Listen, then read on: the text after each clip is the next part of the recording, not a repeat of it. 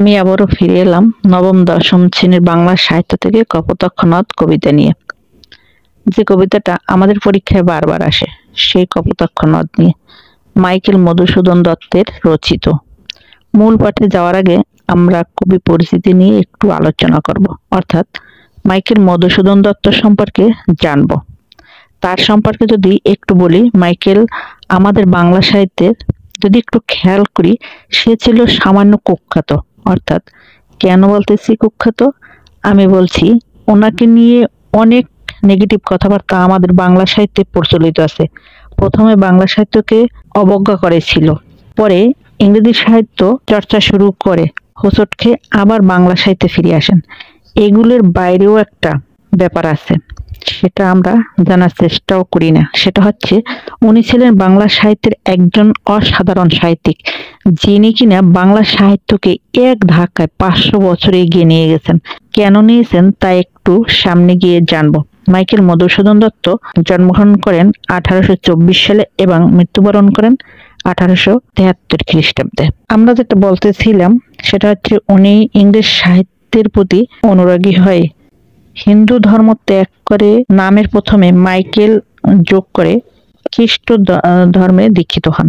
আমাদের জন্য এমসিকিউ প্রশ্ন মোস্ট ইম্পর্টেন্ট, সেটি হলো, কত সালে তিনি খ্রিস্ট ধর্মে দীক্ষিত হন?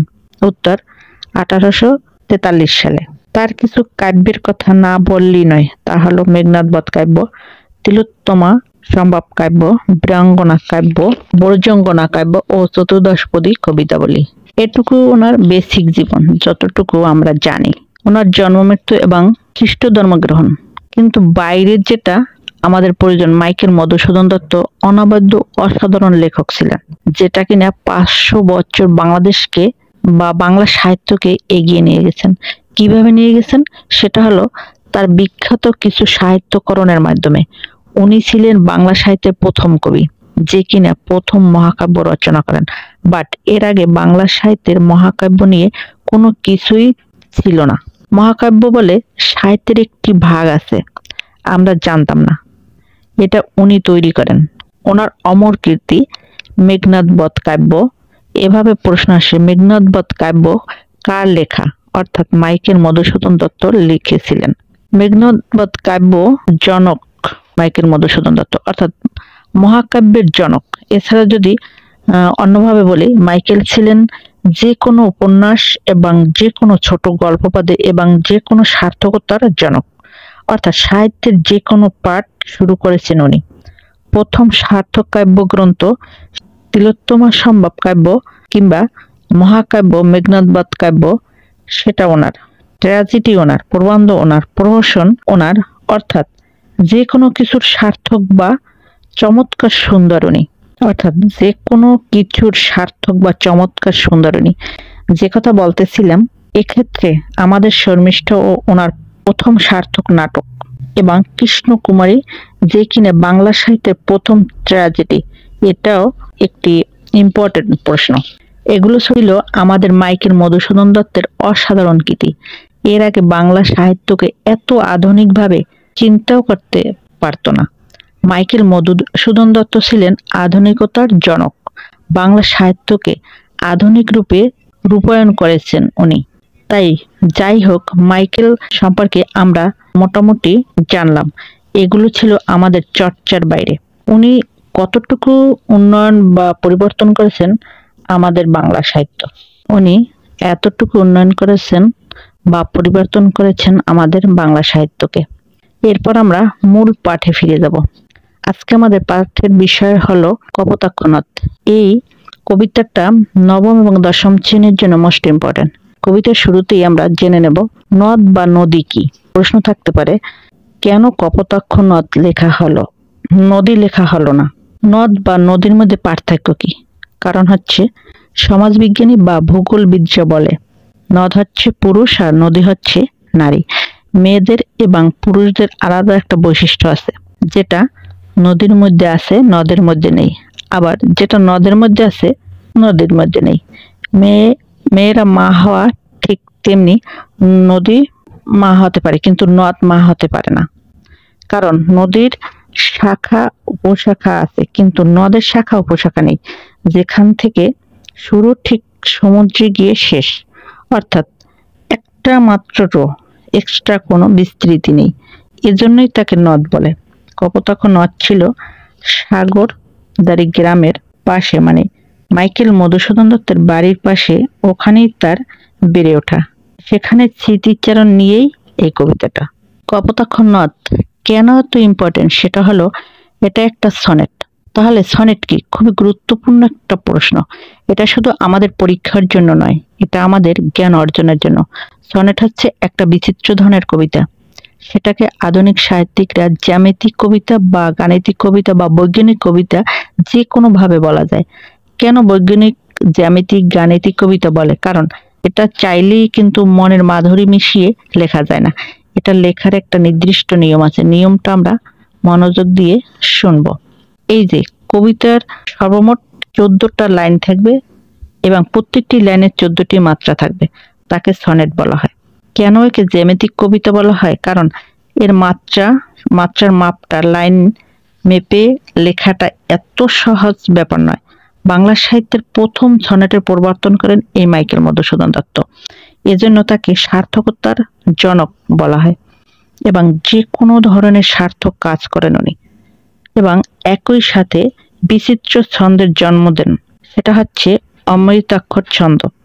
এরকম ছন্দ আগে কখনো ব্যবহার করা হয়নি এবং এখন পর্যন্ত বাংলা সাহিত্যে খুব অল্প সংখ্যক কবি সাহিত্যিক এই ছন্দে হাত দেন। কারণ অমৃতাক্ষর ছন্দ যেটা মাইকেলের তৈরি, সেটা জটিল এবং কঠিন এবং একই সাথে শ্রুতিমধুর। আমরা যেটা বলতেছিলাম, সনেট মেইন একটি কবিতার মধ্যে সনেটকে দুই ভাগে ভাগ করা যায়। প্রথম ভাগকে বলা হয় অষ্টক এবং পরের ভাগকে বলা হয় ষষ্ঠক। অষ্টক মানে হচ্ছে 8টি লাইন এবং ষষ্ঠক মানে হচ্ছে 6টি লাইন, অর্থাৎ 8 এবং 6 একত্রে 14টি লাইন। তবে 8 ও 6 এই দুটি একটি মিনিং আছে। অষ্টক হচ্ছে ভাবের পরিবর্তনা আর ষষ্ঠক হচ্ছে ভাবের পরিণতি। প্রশ্ন হচ্ছে, ভাবের পরিবর্তনা মানে কি? ভাবের পরিবর্তন হচ্ছে কোনো একটা ভাবকে অ্যাকুরেট করা বা সাজানো বা তৈরি করা। এক্সাম্পল হচ্ছে, মনে করো তুমি একটা ঘরে ঢুকেছ, দেখলে রুমটা সাজানো হচ্ছে, তুমি জানো না কি জন্য সাজানো হচ্ছে, বাট বুঝতেছো যে কোনো একটা আয়োজন হয়তো আছে, কারো হয়তো বার্থডে পার্টি বা জন্মদিন বা কোনো বিয়ে, কিছু একটা আছে, এজন্য সাজানো হচ্ছে। সেটা হচ্ছে ভাবের পরিবর্তনা। পরবর্তী ষষ্ঠকে ছিল ভাবের পরিণতি। সেটা হচ্ছে সাজানোর উপর তুমি দেখলে বেলবোর্ড বা ককসেট লেখা নিয়ে আসলো, সেখানে লেখা হ্যাপি বার্থডে টু রাফি। সেখানে তুমি বুঝতে পারলে যে হ্যাঁ, এই সাজানোটা হচ্ছে কারোর জন্মদিনের জন্য, অর্থাৎ এটাই হলো পরিণতি। অর্থাৎ ভাবের পরিণতি অষ্টকে যে কবিতার মূল ভাব তাকে গোছানো হবে ষষ্ঠকে মূল ভাবের পরিণতি। কি জন্য কি বলা হচ্ছে সেটাকে বোঝানো ষষ্ঠকের কাজ। অর্থাৎ দুটোই খুবই ইম্পর্টেন্ট। অনেক ক্ষেত্রে প্রশ্ন আসে, অষ্টকে কটি লাইন থাকে, কিংবা অষ্টক ষষ্ঠক কোন কবিতার ভাগ, অথবা সনেটকে কয় ভাগে ভাগ করা যায়, কি কি, এরকম অনেক প্রশ্ন। আরেকটা ব্যাপার হচ্ছে ছন্দের মিলটা। তবে ছন্দে কিন্তু বিচিত্র মিল আছে। কপোতাক্ষ নদ যে আমাদের কবিতাটা, এটার মধ্যেও ছন্দের মিল আছে। ক খ, ক খ, ক খ, খ ক, গ ঘ, গ ঘ, গ ঘ। শুনতে কেমন যেন একটু আনিজি লাগে, কিন্তু আমরা যখন ব্যাখ্যা করব তখন ব্যাপারটা খুবই সহজ হবে এবং স্পষ্ট হবে। এখন আমরা মূল আলোচনায় যাব। সতত হে নদ তুমি পরমর্মণে, সতত তোমার কথা ভাবিয়ে বিরলে, সতত যেমতি লোক নিশার স্বপনে, শুনে মায়া মন্ত্রধ্বনি তব কলকলে, জুড়াইয়ে কান আমি ভ্রান্তির চলনে। এখানে অষ্টকের প্রথম 5 লাইন।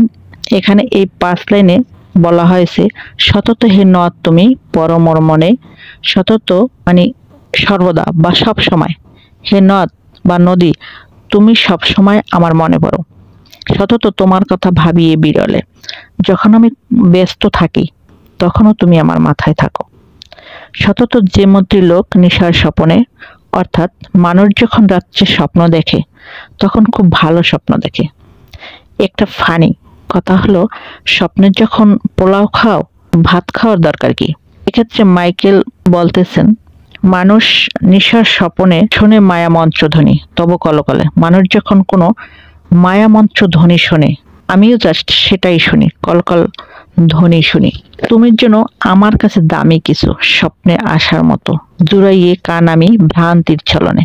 আমার কানকে আমি প্রশান্তি দিই ভ্রান্তির ছলনে।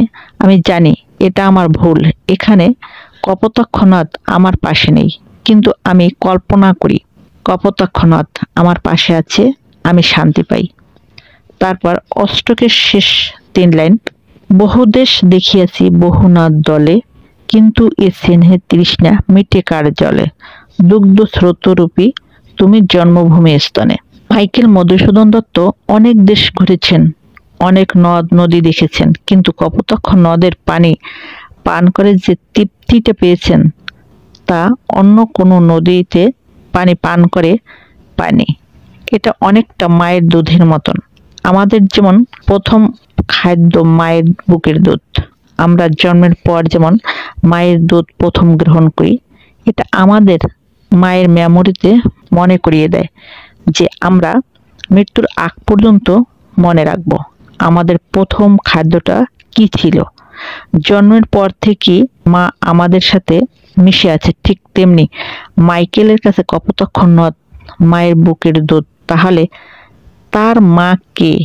মা হচ্ছে বাংলাদেশ, অর্থাৎ কপোতাক্ষ নদ দেশ ও দেশের সাথে অ্যাটাক, দেশ ও দেশের সাথে সে মিশে আছে সর্বদা। এরপর ষষ্ঠক, আর কি হবে দেখা যত দিন যাবে, পর্যারূপে রাজরূপে সাগরের দিতে, বাড়ি রূপ করো তুমি এ মিনতি গাবে। উনি চিন্তিত, আর কি আমাদের দেখা হবে? কপোতাক্ষ নদকে বলতেছে। উনি তখন ফ্রান্সে বাস করে, ওখান থেকে ফেরার মতো টাকা ওনার কাছে ছিল না। উনি খুব চিন্তিত, আমি কি ফ্রান্সে থাকবো নাকি বাংলাদেশে গিয়ে কপোতাক্ষ নদের সাথে আবার দেখা হবে। ওনার কাছে কপোতাক্ষ নদ যেন প্রজা আর সাগর যেন রাজা। আর নদ বা নদী তো সাগরে মিশে, এটা এরকম যে প্রজা যেমন রাজাকে অ্যাটাক দেয়, খাজনা দেয়, কর দেয়, তেমনি সাগরকে পানি দিচ্ছে, এবং সাগর যেন তোমার পানি নিয়ে মহান হচ্ছে, আরো বেশি তার রত্ন বাড়াচ্ছে। তুমি যতই সাগরের সাথে মিশবা, তত দিন পর্যারূপে রাজরূপে সাগরের দিতে, বাড়ি রূপ করো তুমি পানির যেন খাজনা। এই খাজনা তুমি যতদিন দিবে, এই মিনতি গাবে, অর্থাৎ একটা মিনতি, একটা গান তুমি গাইবা। কি গান গাবা? বঙ্গজনের কানে শখে সখারিতে, বঙ্গজ মানে হচ্ছে জন্মজা, বঙ্গের জন্মজার বাঙালি, বাঙালিদের কানে কানে শখে সখারিতে মানে বন্ধু বান্ধব, বন্ধু বান্ধবের তুমি একটা কথা বলে দিবা, যে কথাটি হলো, নাম তার এ প্রবাসে মজি প্রেম ভাবে, লইছে যে নাম তব বঙ্গের সঙ্গীতে। অর্থাৎ তুমি ঠিক তার নামটা বলবা, যে কিনা বিদেশে বসে বসে ও তোমার নাম ভাবতেছে। অর্থাৎ মাইকেলের নামটা, কপোতাক্ষ নদকে মাইকেল রিকোয়েস্ট করতেছে, আমার নামটা যতদিন তুমি সাগরের সাথে মিশবা, ততদিন বাঙালিদের কানে কানে বলে যাবা। এটাই হচ্ছে এই কবিতার মূল থিম। অর্থাৎ কি দাঁড়ালো ব্যাপারটা? সেটা হলো, প্রথম অষ্টকে ভাবের পরিবর্তন, আর মাইকেল আমাদের ব্যাখ্যা দিল যে কিভাবে উনি এই কপোতাক্ষ নদকে মনে করে বা স্মরণ করে, বা বিদেশে উনি কিরকম কাতর অবস্থায় আছে। এবং ষষ্ঠকে উনি মেন কথাটি হলো ভাবের পরিণতি, আমার নামটা সারা জীবন স্মরণ রেখো, যেভাবে আমি তোমার নাম স্মরণ রেখেছি। এটাই হচ্ছে কপোতাক্ষ নদ। এখানে আমরা ছন্দের মিলটা দেখাবো। প্রথম 8 লাইন, ক খ ক খ ক খ খ ক, অর্থাৎ অষ্টকে প্রথম 4 লাইন, প্রথম 4 লাইনে পরের 4 লাইন। ষষ্ঠকে ছন্দ মিল, গ ঘ গ ঘ গ ঘ।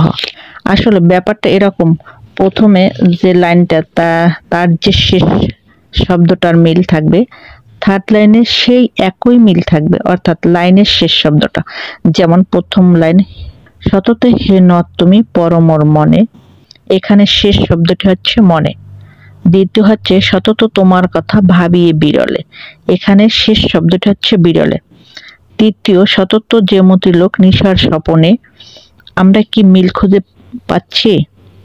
এখানে মনে, প্রথম লাইন মনে, দ্বিতীয় না, তৃতীয় লাইন হচ্ছে আবার স্বপনে, তাহলে প্রথম ক, দ্বিতীয় হচ্ছে বিরলে খ, আবার তৃতীয় হয়েছে স্বপনে, মনে স্বপনে, এটা হচ্ছে তৃতীয় লাইন, এটা হচ্ছে ক। এরকম আর কি। আমরা কি মিল খুঁজে পাচ্ছি তাহলে? অর্থাৎ মনে স্বপনে মিল পাওয়া যাচ্ছে। শোনে মায়া মন্ত্র ধ্বনি তব কলকলে, অর্থাৎ এখানে বিরলে আবার কলকলে। এভাবে যদি আমরা মিলিয়ে দেখি তাহলে ছন্দের মিলটা অতি সহজেই পাওয়া যাবে। এরপর ষষ্ঠকে, আর কি হবে দেখা যত দিন যাবে, এখানে শেষ শব্দটি যাবে। করি বাড়ি রূপ করো তুমি এমনটি গাবে, এখানে হচ্ছে গাবে, অর্থাৎ যাবে গাবে এ ধরনের মিল আমরা গ ঘ তে পাবো। এভাবে আমরা যদি খাতার মধ্যে লিখে চেষ্টা করি তাহলে সনেটের ছন্দের মিলটা আমরা পাবো। অন্য কোনো কবিতা থেকে সনেটের ছন্দ মিলটা একটু আলাদা। আমরা এখানে ক খ দিয়ে দেখালাম, বাইরে বইও ক খ দিয়ে দেয়া আছে, তাই পরীক্ষায় এবিসি দিয়ে আসতে পারে বা সরোয়া সরিয়া দিয়েও আসতে পারে। এই হচ্ছে আমাদের ছন্দের মিল। আজকে আমরা কপোতাক্ষ নদ ও মাইকেল মধুসূদন দত্ত সম্পর্কে জানলাম। আগামীতে আবার নতুন কোনো কবিতা বা গল্প নিয়ে দেখা হবে, কথা হবে। কেমন? আল্লাহ হাফেজ।